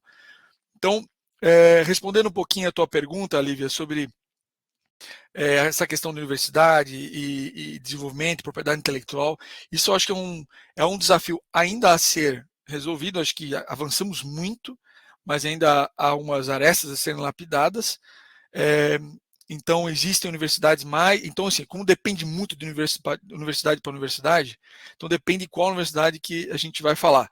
Mas tem universidades mais avançadas que o pesquisador já consegue licenciar aquela tecnologia com exclusividade para ele, inclusive, e ele vira depois pagar royalties para a universidade novamente quando ele licencia aquilo lá na frente. E isso está corretíssimo, e é super legal, é super bacana, e é isso que os Estados Unidos também fazem, e está tudo certo, tá? Uma coisa que eu acho que é importante saber, tem dois cuidados aqui, tá? O primeiro é saber que ideia não é patenteável, ideias não são patenteáveis. Você tem que ter realmente uma pesquisa feita, um estudo realizado, então você tem que ter esse processo inventivo ali. Então, não necessariamente no fase de ideia você está amarrado à universidade, se você eventualmente nessa fase quiser desenvolver isso fora da universidade, existem caminhos para que isso aconteça, tem que tomar muito cuidado, obviamente, com a questão jurídica, mas não é que você está preso à universidade para o resto da vida. E uma segunda questão é que tem que tomar muito cuidado com o depósito das propriedades intelectuais. Eu já vi a universidade destruir simplesmente a propriedade intelectual, porque eles fizeram, primeiro, por licitação, às vezes contrataram um escritório terrível, que fez um trabalho horroroso, destruíram, porque acabaram com a anterioridade, já existia anterioridade, a patente já não conseguia mais ser melhorada, entendeu? Então eu acho que uma grande preocupação que a gente tem é quase que quando eu falo com os pesquisadores, eu pergunto, você já patenteou? Ele falou, não. Eu falo, ufa, sabe? Porque aí eu sei que eu consigo ajudá-los a fazer aquilo da forma correta e nos melhores padrões internacionais. Hoje a gente tem aqui 15 patentes internacionais feitas nos maiores escritórios de patente americanos, né? Porque a gente já faz direto nos Estados Unidos, para vocês terem uma ideia, tá? Eu não estou dizendo que não deve fazer no Brasil, deve dar, acho que tem bons escritórios aqui também, mas os Estados Unidos, a minha visão hoje, está bem à frente em termos, assim, você vai patentear um treco em biotech, os caras montam uma mesa de caras especializados em propriedade intelectual com tudo PhD, um em cada área específica. Você toma uma aula, os caras sabem tanto quanto você lá, é inacreditável, né? Só que custa uma fortuna. Então, a minha recomendação é que, se for fazer a propriedade intelectual, mesmo que seja na universidade, vocês fiquem em cima. Os caras perdem prazo, aí tem que fazer uma solicitação para, né, de uma etapa do processo, os caras perdem o prazo. Cara, é uma dor de cabeça, tem que ficar muito em cima disso, tá ok? Algumas dicas de cicatrizes que a gente sofreu na pele. Com certeza. E se você quiser contar também um pouquinho, Bibiana, de algum eventual que você tenha tido, de desafios que você já pode ter tido dessa, na interação entre a academia, entre as iniciativas empreendedoras, onde deveriam ser sempre uma pró a outra e que nem todas as vezes, né, as coisas fluem dessa maneira. Você já teve alguma experiência? O que você acha sobre esses aspectos? Boa. Eu acho que o ponto que o Gabriel trouxe ele é muito importante na questão da maturidade das universidades, né? Nem todas já têm um núcleo de inovação, acho que agora a maioria já tem, né? Mas como, né, buscar isso e aproximar isso dos pesquisadores. E tem um ponto também que o próprio João comentou, que era o quanto as universidades são abertas ou não ao empreendedorismo. Logo que comecei a empreender, a Núcleo ela sempre já construiu laboratório fora da universidade, porque na universidade não tinha um espaço propício para isso nessa época. E eu, por muitas vezes, não era muito bem vista, né, por estar terminando o doutorado e começando uma empresa. Eu vejo que isso, né, isso eu já estou falando de mais de 5 anos atrás, essa mentalidade mudou bastante. Mas como é que a gente busca, a gente quer seguir, né, trabalhando com a universidade, como é que a gente faz isso? É a partir de acordos de cooperação, né? E ali tu vai ter muito claro o que é propriedade intelectual de cada um, o que é uma prestação de serviço, porque assim as universidades também ganham, né? Utilizando, alugando equipamentos por hora, por exemplo. Para a gente é muito bom que a gente tenha acesso a equipamentos de ponta, né? E as universidades conseguem manter também essa infraestrutura. Ou não, vamos fazer um desenvolvimento de algo específico e daí nesse instrumento já está claro, se isso virasse uma tecnologia e isso ser comercializado, qual que é o royalty que a universidade recebe. Então é o bom e o velho, o combinado não sai caro, né? Tudo que a gente precisa antes é discutir bem os termos, ter acordos bem claros. O que às vezes é um ponto de paciência aqui é que são acordos jurídicos, né, que muitas vezes demandam, né, esse vai e volta entre o lado, né, de quem está empreendendo e o lado da universidade para chegar no lugar comum. Mas na nossa experiência é se os dois lados têm o interesse de desenvolver, de fazer a parceria, se encontra caminhos, né, que sejam possíveis para os dois lados, assim. E eu tenho, né, tanto patentes ainda feitas durante o meu doutorado, né, então que tem universidade relacionado, e depois disso daí só como empreendedor. Excelente, Bibiana, e vai muito, né, de encontro a tudo, né, isso que a gente tem falado, da importância de efetivamente nós termos um corpo jurídico, como o Gabriel colocou, né, um advogado associado ao lado que consiga ler, às vezes, alguns detalhes nas entrelinhas que, por vezes, cientistas, mesmo cientistas empreendedores, poderiam não estar percebendo, né, o que aquilo poderia desdobrar do ponto de vista jurídico mais para frente. Então, isso é bem bacana. A próxima pergunta do... Luciano, desculpa te interromper.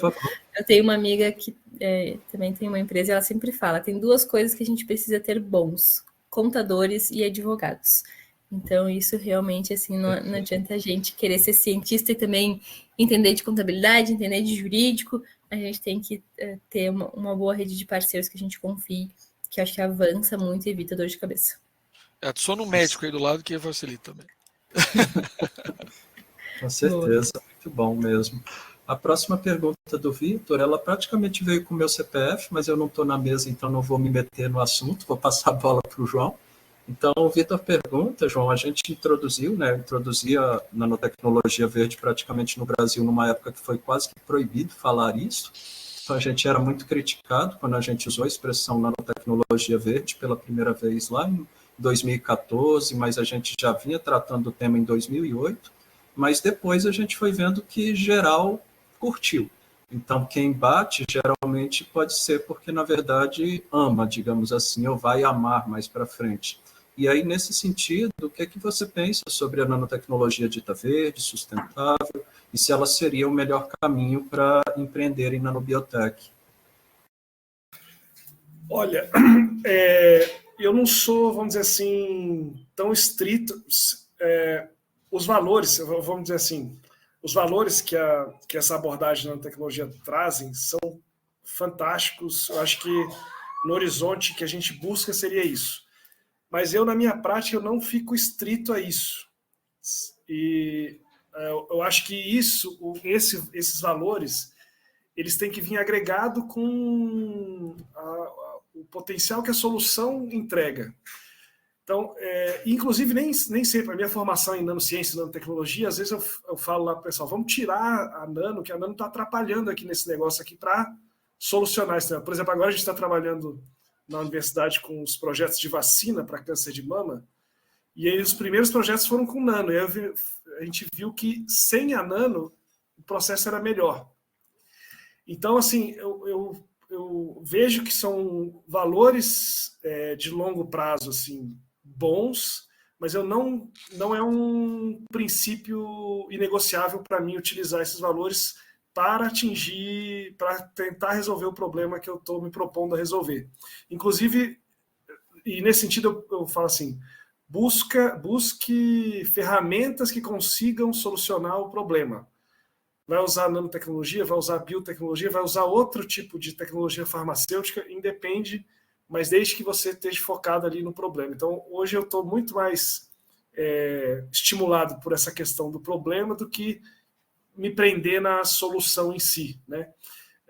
Meus dois últimos projetos de pesquisa foram sem nanotecnologia, né? Eu percebi isso depois, porque na realidade a gente estava conseguindo acessar e resolver o problema de uma maneira mais fácil sem utilizar a nanotecnologia. Então, eu acho um negócio legal, só que eu não focaria só na solução. É uma forma de você ver aquele lance solução e problema que você pensa assim, tendo um problema, você pode ter várias soluções que resolvam aquele problema ali. E a nanotecnologia verde é uma delas, mas não foque só nisso. Abra o olho para você ver outras ferramentas de outras áreas, sei lá, de onde, que possam vir solucionar esse problema para criar uma solução eficiente para aquele problema. Excelente, João, na linha realmente, né, por mais que siga, de fato, vários dos ODS, né, que acaba aproximando, digamos assim, de aspectos globais que têm sido considerados, né, dos Objetivos do Desenvolvimento Sustentável, que por vezes não se precisa ter, né, em mente ou seguir todos os princípios da química verde, mas sim ter a possibilidade de agregar benefícios com alguns deles que venham a ser utilizados, mas sem ter que ter rótulos, né, sem ter que ter etiquetas relacionadas a esse aspecto. E, nesse sentido, a pergunta que o Yuri traz diz bastante sobre essa questão de rótulos, digamos assim. Então, ele fala, e acho que você pode começar, João, e depois Gabriel e Bibiana também comentarem a respeito, ele fala sobre quanto ao papel da universidade no âmbito do empreendedorismo. Qual que é a sua visão sobre empresas júnior, spin-offs e afins da universidade, e que ele conhece professores que são contrários, né, a isso e que literalmente demonizam, a expressão que ele usou, a existência desses espaços, iniciativas. Como é que você tem visto isso, particularmente na Universidade de Brasília, depois Gabriel e Bibiana, como eles têm visto em outras universidades com as quais eles interagem? Olha, Luciano, infelizmente não só professores, tá? Na Universidade de Brasília, há 1 ou 2 anos atrás, o DCE foi protestar contra o projeto de empresa júnior. DCE é tipo a Associação dos Estudantes, né? Eu falei assim, e aí, assim, eu acho que não tem que entrar, eu acho que esse conflito, o posicionamento conflituoso não é bom hoje. Eu acho que o exemplo que o Gabriel falou ali é o mais legal, assim, na hora que você vê alguém tendo sucesso, pode ter... O Homo sapiens é igual, assim, não tem... Deus projetou a gente muito parecido. Então, na hora que alguém estiver tendo sucesso, a pessoa vai brigar, vai se revoltar, mas ela, quando deitar a cabeça no travesseiro, fala, poxa, eu gostaria de ter pelo menos um pouquinho ali daquele lance ali. Então, deixa rolar. Eu acho que é um assunto, como eu falei antes, que ele era proibitivo, ele era censurado há 10, 15 anos atrás. Ele agora está neutro, e eu acho que a tendência é cada vez mais as pessoas se envolverem e acharem positivo esse tópico, e cada vez mais vai se tornando algo profícuo, né? Hoje, nas universidades brasileiras, você já tem valorização de atividades de inovação e de empreendedorismo. Então, as carreiras são valorizadas por isso, os ministérios CAP, CNPq, FAPESP, as FAPs em geral, já valorizam isso. Então, eu estou vendo que existe uma mudança de cultura, que não é de uma hora para outra, mas existe uma tendência a ser algo que vai ser posto naquela caixinha de coisas positivas. Vai sair ali, como ele falou, ali da caixa dos demônios para ir vai ascender aos céus aí em breve, eu acho. Acho que o cenário é mais para ser positivo do que negativo. Excelente, acho também que é nessa direção. A gente vai ouvir como que o Gabriel e Bibiana pensam a respeito, e talvez até já dê, né, Gabriel, para emendar um pouco ali com a colocação da Amanda. Não sei se você já leu aí no bate-papo, mas ela comenta que concorda contigo, né, que essas hard skills são competências, né, técnicas, mas que atualmente é necessário também desenvolver outras habilidades que sejam mais baseadas em inteligência emocional para alcançar sucesso nos negócios e também efetivamente no empreendimento, que a pessoa venha a criar e captar recursos, vender, inovar e tal. Como é que você vê isso dentro desse cenário de convívio com a universidade, né, da questão anterior? Como é que você tem observado as percepções dos diversos players e pessoas que atuam nesses meios acadêmicos? Ok, sim, infelizmente ainda existe, a gente vê ainda um pouco dessa, ou até muito em algumas universidades, essa cultura anti-lucro, anti-empreendedorismo, anti tudo isso. É lamentável. Minha sugestão esquece esse pessoal, foca no teu negócio, enquanto outros reclamam, você faz acontecer e ponto. Sabe, essa vai ser uma das dificuldades que você vai enfrentar na vida, e isso aí não é nada perto do que você vai ver pela frente.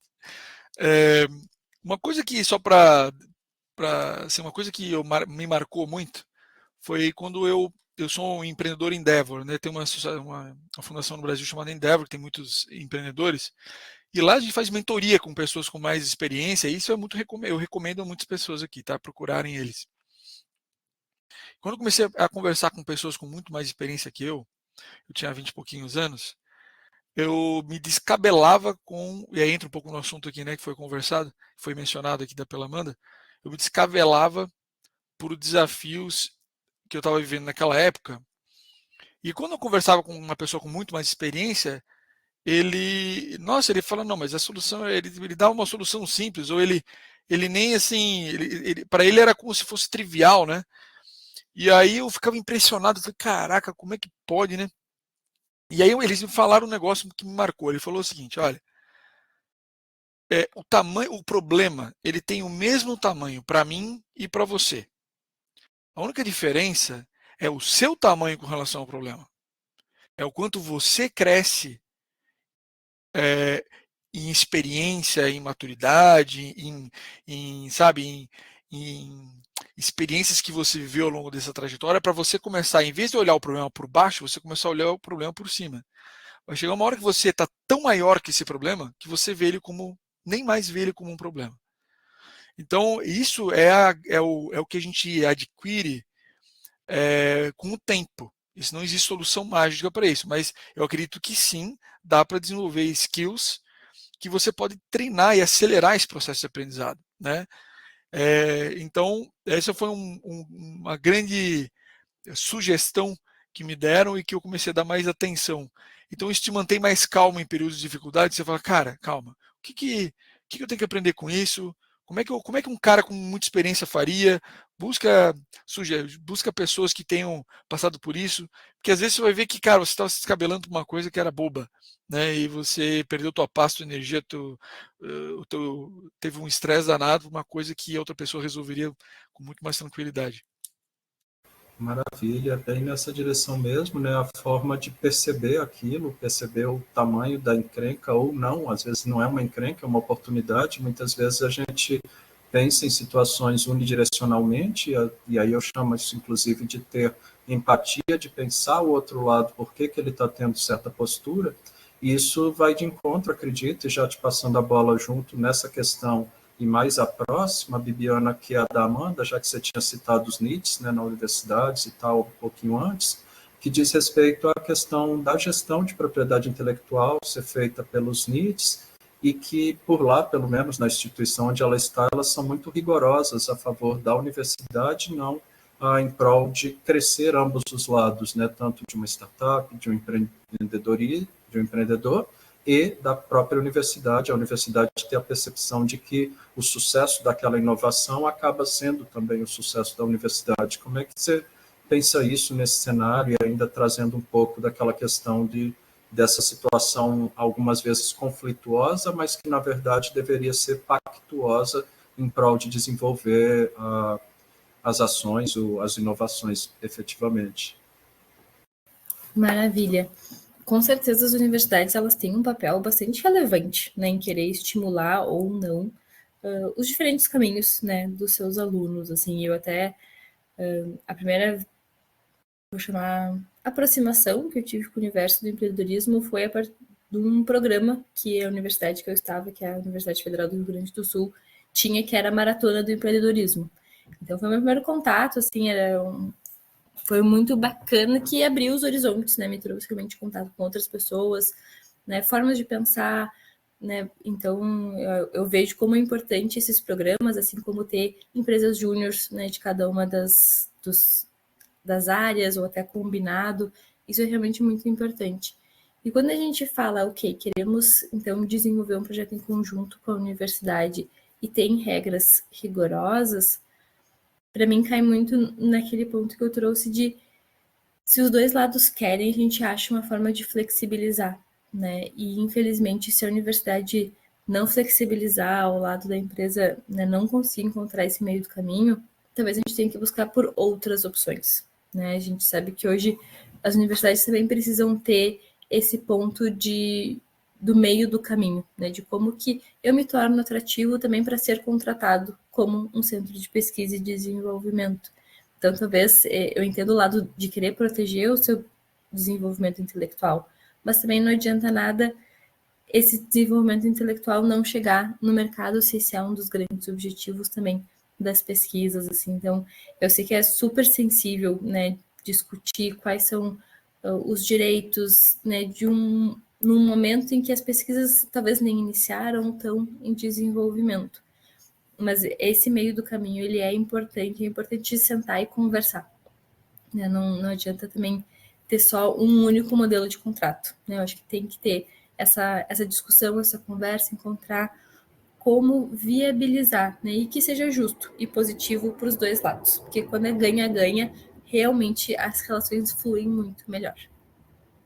Excelente, é justamente esse diálogo e essa flexibilidade, né, até mesmo dos contratos, que acaba permitindo que ocorra a chamada, o que muitos chamam de inovação aberta, né, na qual a universidade tem um papel preponderante para fazer acontecer isso, porque eu tenho absoluta certeza que nenhum NIT também quer ter uma prateleira de ativos tecnológicos que fiquem simplesmente ali, ou nenhum NIT se orgulha de um portfólio de patentes que efetivamente nenhuma foi transferida para o setor produtivo. Eu acho que tem-se que buscar realmente cada vez mais formas e caminhos para aproximar esses atores e colocá-los mesmo de mãos dadas para que eles consigam desenvolver, né, e atuar no âmbito da inovação.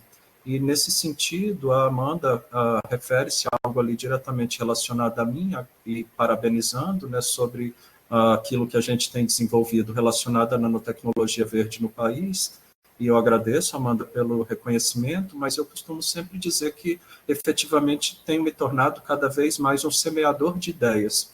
Então, é um cientista semeador de ideias, antes era um contador de histórias, a maioria delas verdadeiras, e, efetivamente, agora a gente tem trabalhado muito essa questão de semear ideias, e o próprio evento que cá estamos é um evento que um dos objetivos principais é este, de tentar semear ideias, e muitas delas, certamente, nossos convidados aqui nesse Nanobio Encontro desta noite trouxeram. Nós já estamos, claro, caminhando para a direção de concluí-lo, né? Todos já estamos bastante, claro, ainda animados com a temática, uma temática que movimenta com todos nós, mas, ao mesmo tempo, obviamente, em algum momento temos que ir direcionando para o fim. As questões pararam de chegar, a gente teve um agradecimento do Vitor a vocês, depois do Yuri também, e atualmente, nesse momento, eu gostaria de passar a palavra um de cada vez para vocês fazerem alguns apontamentos ou considerações finais que vocês queiram realizar para a nossa audiência aqui do 5º Congresso Digital de Nanobiotecnologia e Bioengenharia, começando por ti novamente, Bibiana. Então, fique à vontade para tecer seus comentários e algumas palavras. Não, maravilha. Eu acho que assim, é um momento realmente de agradecer e parabenizar, né, professor Luciano e toda a equipe que monta e coloca o Congresso Digital de Nanobiotecnologia e Bioengenharia rodando pelo 5º ano, né? Eu venho acompanhando desde o início, assim, acho que é muito legal ver que todo ano está mantendo essa tradição de união também, né, de debater ciência, empreendedorismo e inovação tecnológica. Então, realmente queria deixar aqui meus parabéns por esse esforço e agradecer, né, o convite de estar aqui hoje. Foi para mim super gostoso, né, poder discutir, tirar dúvidas, e as perguntas estavam de altíssima qualidade. Então, fica o parabéns também para todo mundo que esteve aqui essa noite com a gente, um agradecimento especial.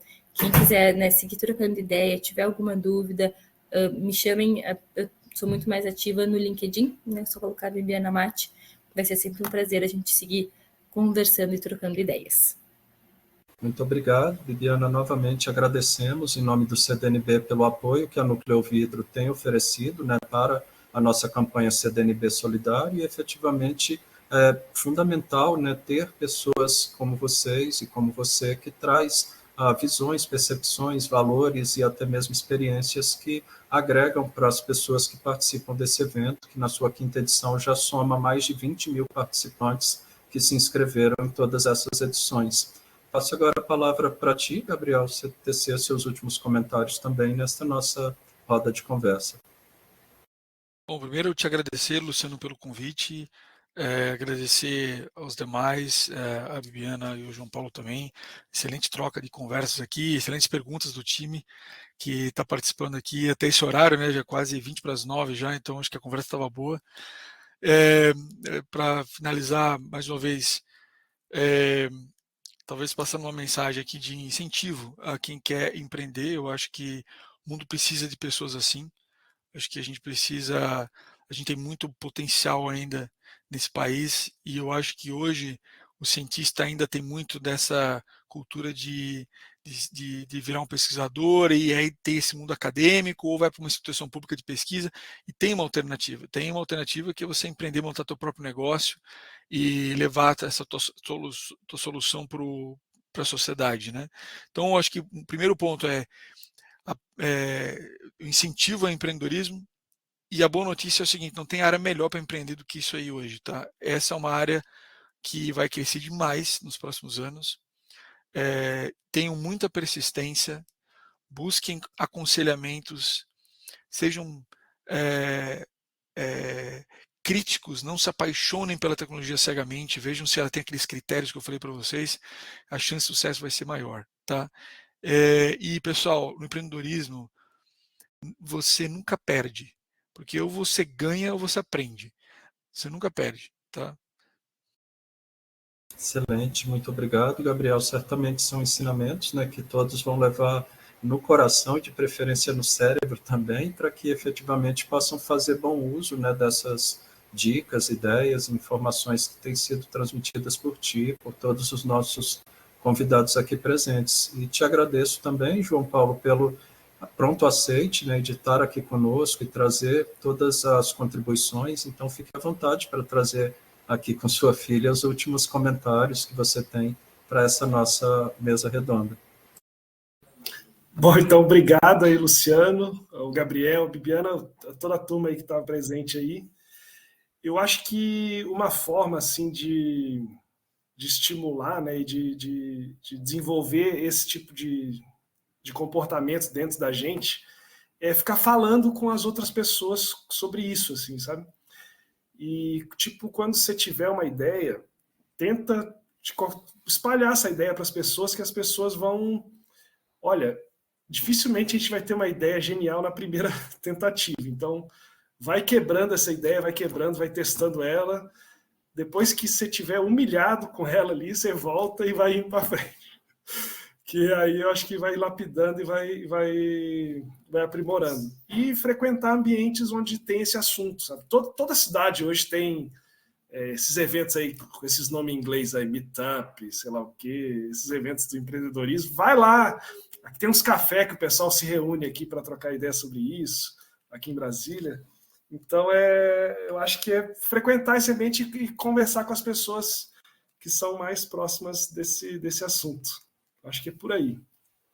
Mete a cara, né? Quer falar alguma coisa? Dá tchau, então. Não. Tá bom. Valeu.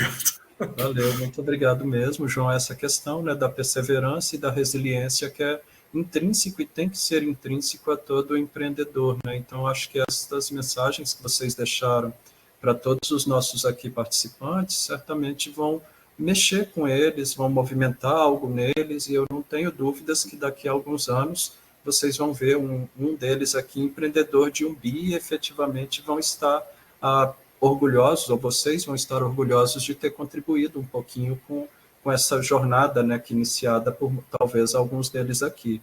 A gente agradece muito a todos os participantes que, como nossos convidados comentaram, estão aqui conosco até o momento. São pessoas que certamente viram, né, e enxergaram perspectivas nesse nosso encontro, e agradeço e dou continuidade, ou daremos continuidade amanhã às nossas atividades, logo às 8 da manhã, com nossos minicursos. Obrigado mais uma vez a cada um de vocês três por terem trazido, né, tão gentilmente e doado tudo aquilo que vocês trouxeram aqui para os nossos participantes. Muito obrigado mesmo a todos. Valeu. Valeu, gente. Boa noite a todos. Tchau, tchau. Abraço para a galera que ficou aí até o final. Isso, abraços. Boa noite a todos. Tchau, tchau. Boa noite.